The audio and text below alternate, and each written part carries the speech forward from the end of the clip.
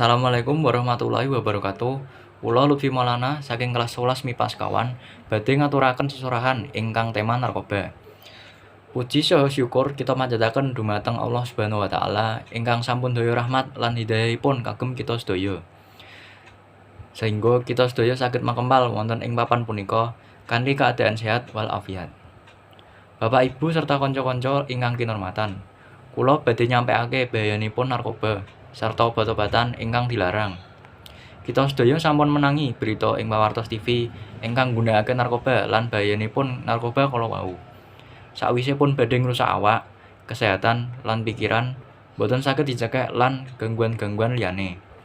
Tiyang ingkang gadhahi karemenan ngisap narkoba menawi dipun tinggali saking kesehatan banget merui akan dumateng awake dhewe. Amarga ingkang gadhahi karemenan ngisap narkoba menika nggambil kenging penyakit. Awit menika kula ngajak dumateng para warga masyarakat supaya aja sepisan-pisan nggunakake narkoba lan obat-obatan terlarang menika.